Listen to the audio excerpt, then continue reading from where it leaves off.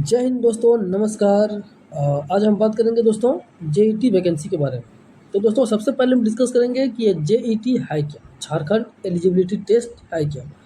बहुतों का ये मानना है दोस्तों, या कन्फ्यूजन है बहुतों में ये कि ये कोई सरकारी पद का वैकेंसी है, सरकारी पोस्ट के लिए ये वैकेंसी निकली हुई है।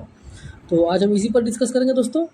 देखिए, सबसे पहले हम देखते हैं इसका ऑनलाइन जो एप्लीकेशन स्टार्ट हो चुका है 16 सितंबर से, जिसका लास्ट डेट है 6 अक्टूबर तक। दोस्तों मैं इस पर वीडियो नहीं बनाना चाहता था, लेकिन ये बहुत सारे कन्फ्यूजन की वजह से मैं इस पर वीडियो बना रहा हूँ। दोस्तों इसका लास्ट डेट है फ़ी सबमिट करने का, मतलब आपको फ़ी पेमेंट करने का लास्ट डेट है 7 अक्टूबर तक। और आपका करेक्शन का भी डेट दिया हुआ है जो 8 अक्टूबर, और 8 अक्टूबर से 10 अक्टूबर तक आपको टाइम दिया जाएगा। तो ये सब सारे हो गया डेट कि आपका स्टार्ट कब हो रहा है, लास्ट कब हो रहा है, करेक्शन का डेट वगैरह दे दिया है। अब दोस्तों आगे देखते हैं। सबसे पहले हम जानते हैं कि ये है क्या। जेईटी जो झारखंड एलिजिबिलिटी टेस्ट है, ये कोई सरकारी पोस्ट का, सरकारी पद के लिए कोई वैकेंसी नहीं है। इसमें इसके बारे में क्या बोला गया है इसको समझते हैं अभी। सबसे पहले ये online application are invited from the eligible Indian city, मतलब कोई भी इंडिया का सिटीजन है वो जेईटी के लिए फॉर्म अप्लाई कर सकता है। और यहाँ फिर बोला है this test is for the eligibility for the post of assistant professor and admission in PhD in University and College of Jharkhand. मतलब दोस्तों देखिए, इसके बारे में बोला जा रहा है कि ये जो जेईटी जो है वो एलिजिबिलिटी टेस्ट है किस चीज़ के लिए, post of assistant professor and admission in PhD, मतलब पीएचडी में एडमिशन करवाने के लिए ये एलिजिबिलिटी टेस्ट है। तो चलिए इसको भी हम आगे देखते हैं दोस्तों। तो यहाँ देखिए नंबर 1 में जो लिखा हुआ है, यहाँ पे नंबर 1 में जो बतला रहा है झारखंड एलिजिबिलिटी टेस्ट, ये है क्या। तो देखिए इस पर भी हम डिस्कस करेंगे। This test determines the eligibility of candidates for the appointment of assistant professor and admission in PhD in university college situated in Jharkhand.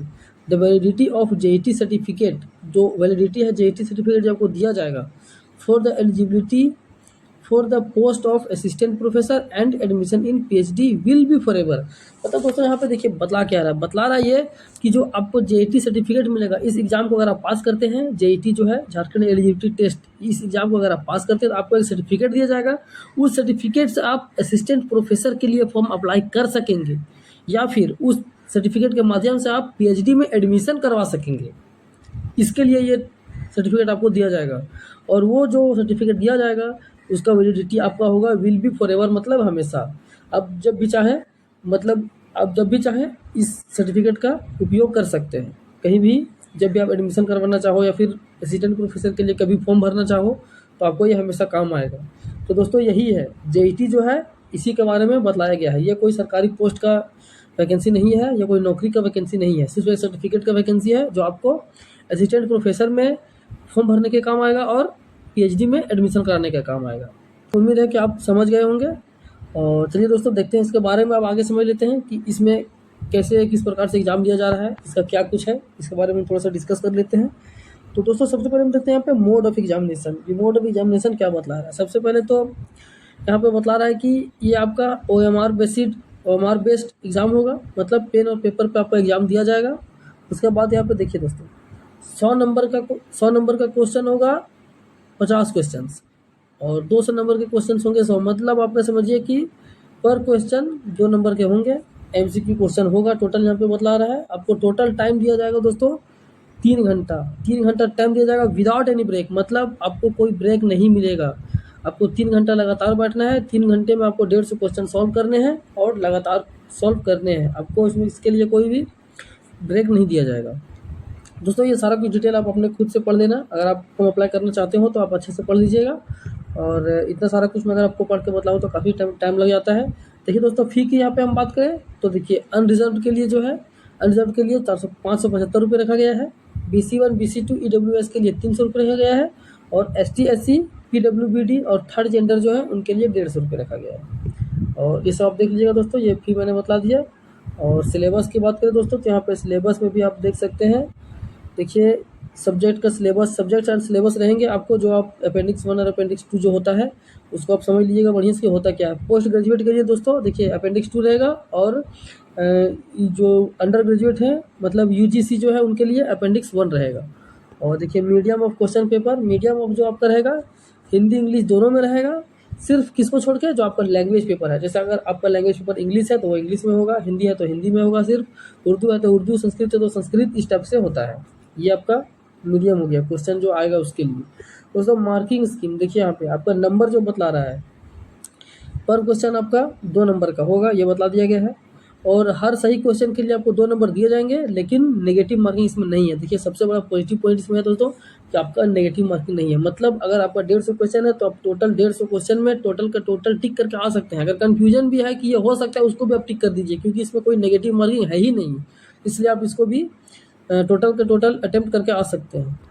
और दोस्तों चलिए आगे देख लेते हैं, आगे क्या बताया गया है।